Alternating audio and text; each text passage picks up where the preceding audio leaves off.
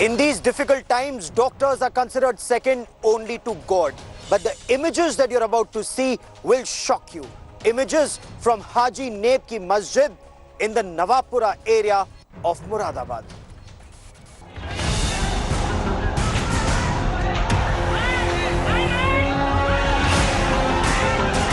A deadly attack on doctors and healthcare workers in Moradabad. इस महामारी से लड़ने के लिए अपनी जान हथेली पर रखकर स्वास्थ्य विभाग के कर्मचारी काम करने के लिए सरकार के हर निर्देशों को मानने के लिए तत्पर है और काम कर रहा है, काम करता भी रहेगा, लेकिन अपेक्षा ये भी है कि सुरक्षा की जिम्मेदारी भी तय होनी चाहिए। Drone cameras capture the attack in the Haji Naib ki Masjid area. Police ने कार्रवाई करते हुए मौके से कई लोगों को पकड़ा है। अब तक कुल 17 लोगों की गिरफ्तारी की जा चुकी है, जिसमें 7 महिलाएं हैं, 10 पुरुष हैं। Superstar Salman Khan says attacks on doctors and police shameful. ये कमाल है, डॉक्टर आपकी जान बचाने के लिए आए, नर्सेज आपकी जान बचाने के लिए आए और आपने उन पर पत्थर बरसा दिया। Yogi Adityanath reads the right act. Will attacks on healthcare workers and the police stop? Will lawbreakers, at least now, keep India first? Doctors, nurses, healthcare officials, they're actually gone there to save lives. But within minutes, they actually ran for their lives. Why were doctors targeted at Haji Naib ki Masjid in Moradabad? And why is this unfortunately not an isolated incident? Why are healthcare workers being targeted? There is a lot of truth that is now in public domain. People know coronavirus pandemic is highly contagious. But yet, these attacks continue. What will it take to stop them? We explore that on the broadcast. You've heard superstar Salman Khan says this is completely unacceptable. I'm Gaurav Sawant, action-packed 30 minutes lined up. Let's get started. So let me now quickly get you the big numbers when it comes to India's war against novel coronavirus. There are, as of now, and take a look at these images on your television screen, 12,759 confirmed cases in our country.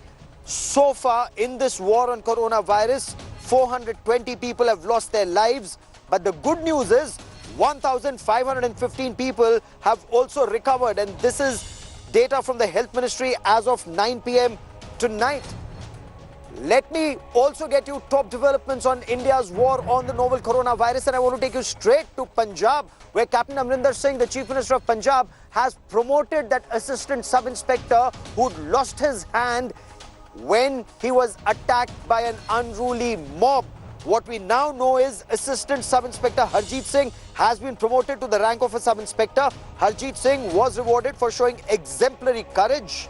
And this decision was taken by Punjab's DGP after consulting the Chief Minister.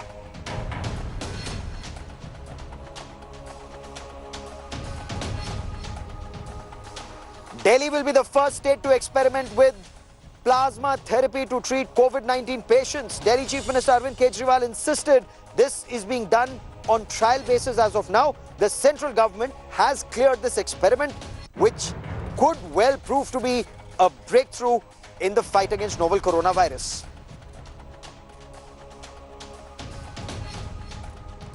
India faces an uphill task in reviving the economy. Prime Minister Narendra Modi held a crucial discussion with the Union Finance Minister Nirmala Sitharaman to discuss the road ahead. Sources say the government is likely to offer a stimulus to industries hit hard by the novel coronavirus pandemic. Telangana Chief Minister K. Chandrasekhar Rao will hold a cabinet meeting on Sunday to decide the duration of the lockdown in Telangana. The state cabinet is likely to discuss the pandemic situation on ground and consider some relaxation after the 20th of April. Now, according to the government, there are 2.25 lakh PPE kits that have been procured. Hyderabad has 514 active cases of COVID-19.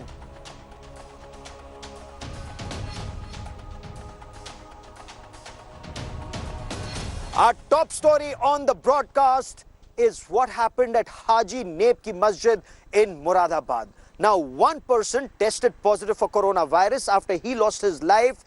Doctors went into that area to check other people, to check whether they were safe, whether they needed to be quarantined. So there was a team of doctors, healthcare professionals, the police, and suddenly there was a big attack on the doctors. They were hit from rooftops. Even women were pelting stones. The doctors retreated.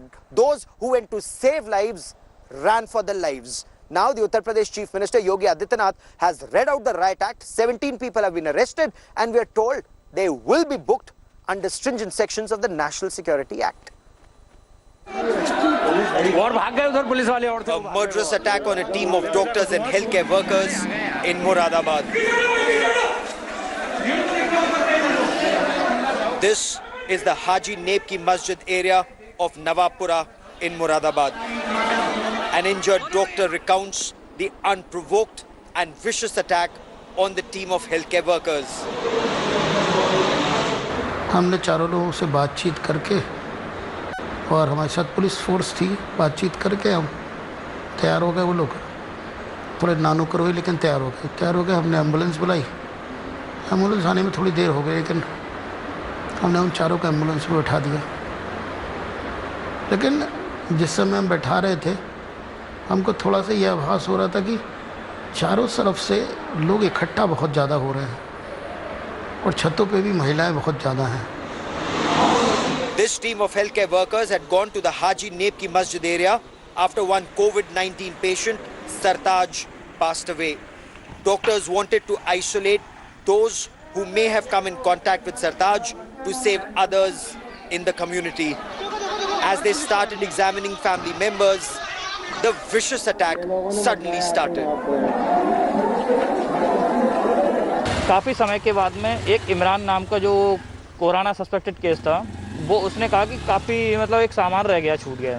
तो 3 लोग अंदर गाड़ी, जब वो बाहर गया सामान लेने के बाद 4 से 5 मिनट के बाद लौटा, तो उसके लौटने के बाद तुरंत भीड़ उसके साथ में ही आई थी वो। और जब भीड़ जब आई थी तो चारों तरफ से फिर सीधे बिना पता ही नहीं चला क्या होने वाला और क्या हो रहा, फिर तो ईंट पत्थरों के ऐसे ओलों की तरह बरसात होने लगी वहाँ पर।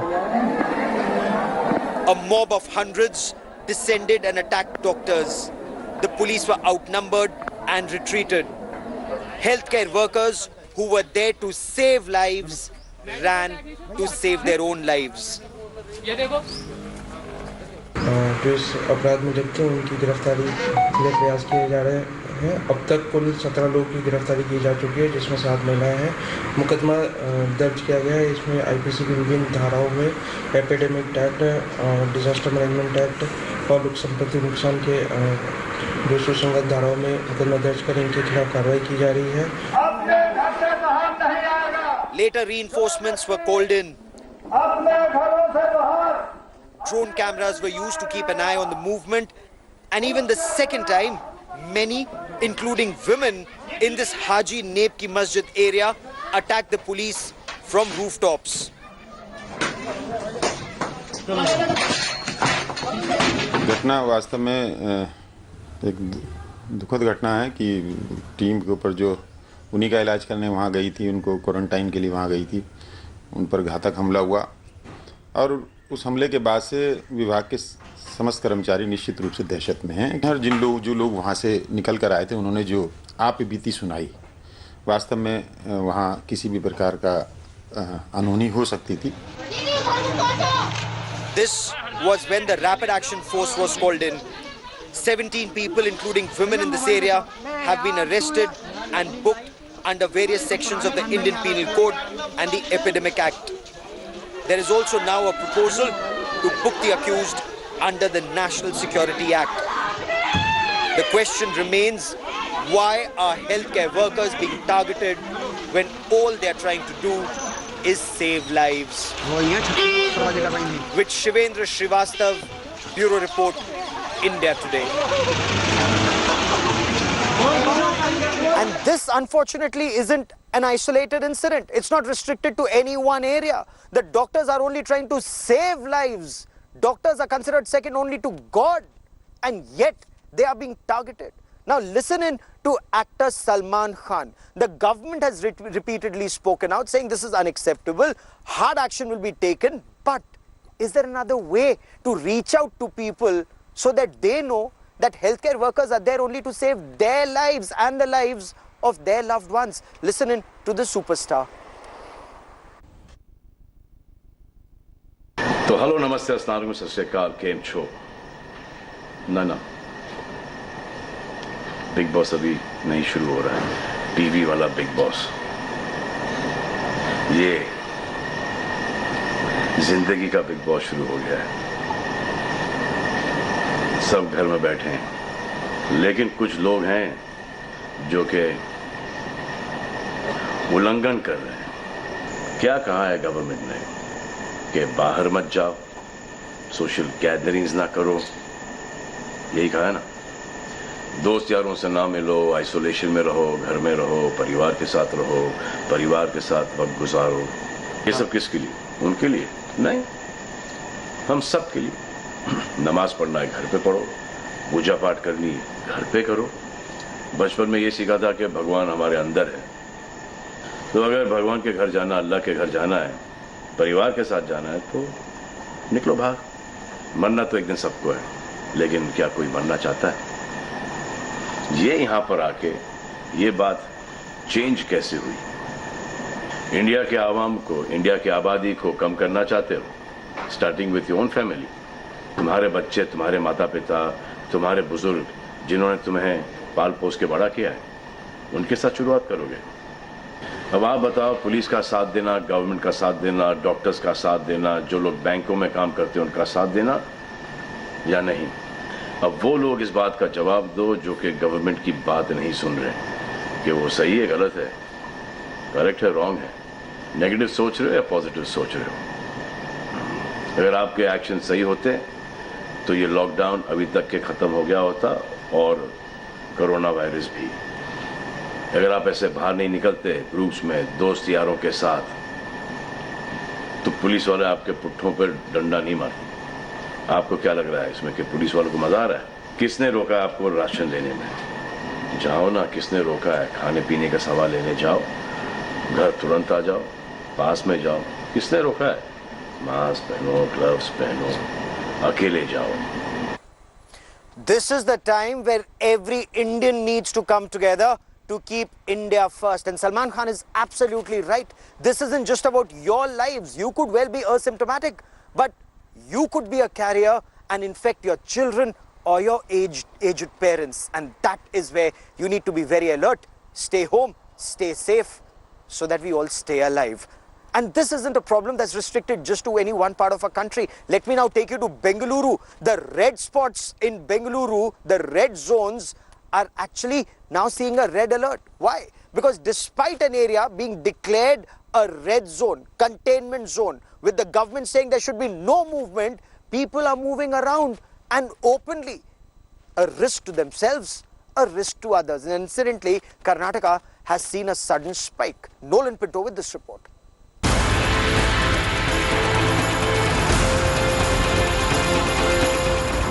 Bengaluru is a city on edge with COVID-19 cases rising rapidly. 32 wards in India's tech city have been declared hotspots as the fight to stop the spread continues. But not everybody appears to be understanding the seriousness of the situation, and the Bengaluru police too appears to be lackadaisical in the implementation of the lockdown. This was amply visible in East Bengaluru. There are barricades placed when you enter Lingarajapura, but absolutely no police personnel available over here. Apart from that, for the time that we have spent over here, almost 30 odd minutes, we have seen a large number of people, especially youngsters, without their masks, on their bikes, roaming around in this particular area. The Adugodi locality of the city was no different. While the police are just there, 50 meters before where the police are standing, you can clearly see a lot of people are actually out. Everyone is present outside. Half the people are not wearing masks. Many are just, well, wasting time, whiling away their time outside when they are supposed to be inside their homes, practicing what the government is asking them to do. That is, you are under lockdown and not to be out on the roads. The state government says there is just that much that the police can do, and it was for the people to realize the gravity of the situation.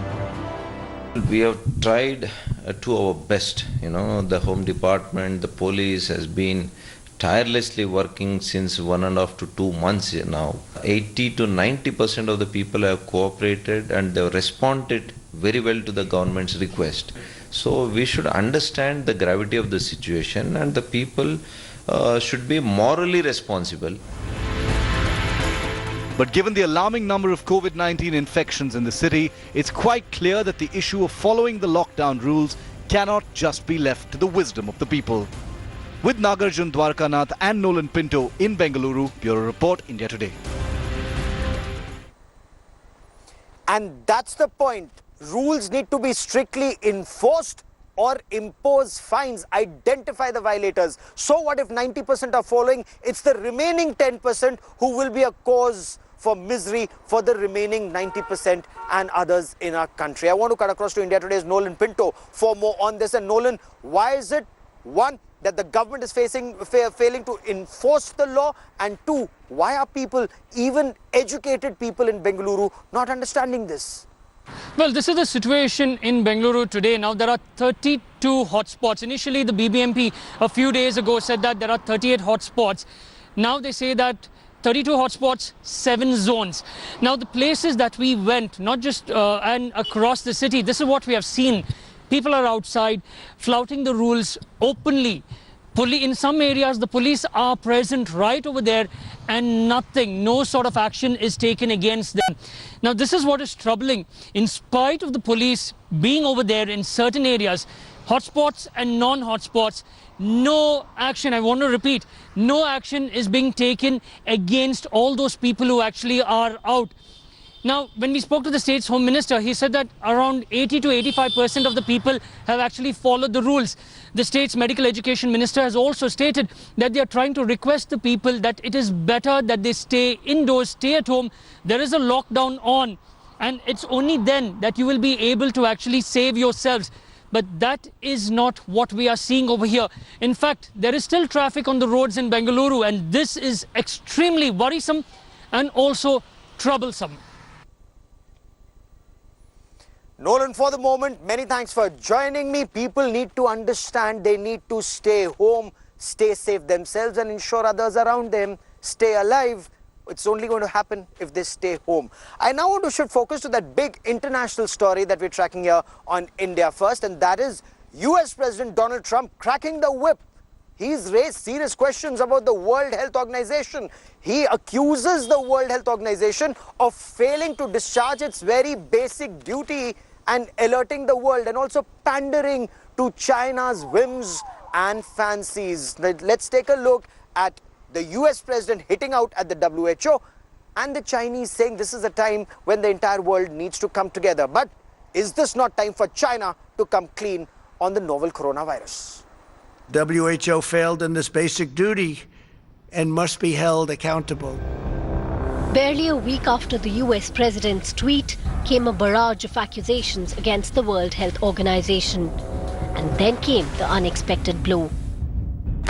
Today I'm instructing my administration to halt funding of the World Health Organization while a review is conducted to assess the World Health Organization's role in severely mismanaging and covering up the spread of the coronavirus. American taxpayers provide between $400 million and $500 million per year to the WHO. In contrast, China contributes roughly $40 million a year, and even less. Like with other United Nations organizations, the US has been the largest financial supporter of the WHO since its creation in 1948. In 2019, while US contributed over $400 million to WHO, China, in contrast, gave only $44 million. And that rankles President Trump of the USA, who has upped the ante against the WHO. They seem to be very China-centric. But the US president has been heavily criticized for halting funding for the World Health Organization. Defunding the WHO makes absolutely no sense during a pandemic. They are exactly the organization that can deal with this pandemic. One of the world's leading health experts has called the US president's decision a crime against humanity. The American Medical Association too called on US President to reconsider his decision. Following the first case of coronavirus in January to the virus rampaging through New York, the USA lost precious time in responding to the crisis. It took US President Donald Trump months to realize the gravity of the situation and put in emergency measures. The WHO Director General, meanwhile, in an obvious response to Donald Trump's accusations, warned global leaders against politicizing the COVID-19 outbreak and assured that the organization is committed to its cause. When the nations of the world met to form the United Nations in 1945, one of the first things they discussed was establishing an organization to protect and promote the health of the world's people. That creed remains our vision today. We regret the decision of the President of the United States to order a halt in funding to the World Health Organization.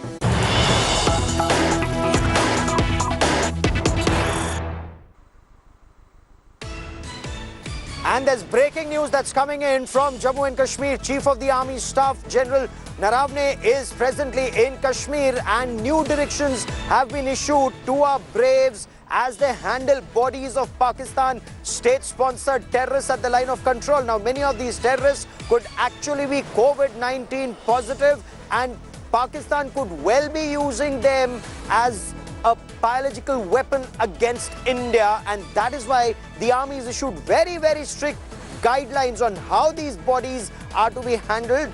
The biggest thing, no contact whatsoever, even after a terrorist is dead, no contact with the body of a terrorist unless a soldier is well protected. I quickly want to cut across to India Today's Abhishek Bhalla joining us for more on this story. Abhishek, give us details. What are your sources in the army telling you? Well, Gaurav, these guidelines are extremely significant in the backdrop of what's been happening. There have been ceasefire violations that have gone up in the last few days, even when India and Pakistan both are fighting COVID-19. But at the same time, infiltration attempts are happening. And that's why these instructions have been given to field commanders who've told their troops on the ground to be extremely careful. All precautions need to be taken while handling bodies of infiltrators who are killed by the Indian forces at the line of control. And what is very, very important is that there has been a flurry of intelligence that terror launch pads are full.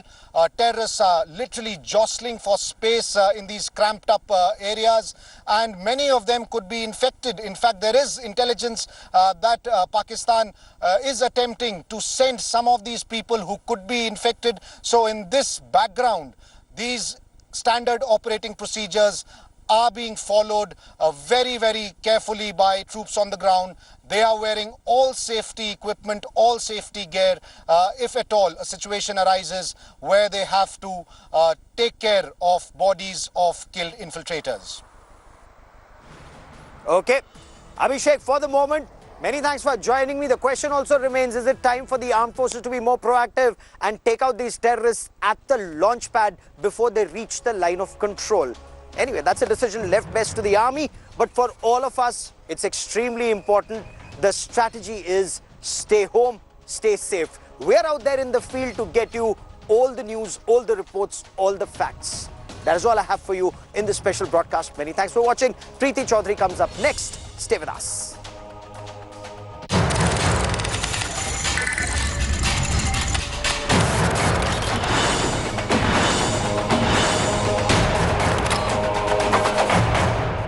Hi everyone, Preeti Chaudhary here. Hope you like this video. For latest news and analysis, like and subscribe to the India Today YouTube channel. And don't forget to press the bell icon to stay updated. Thank you for watching.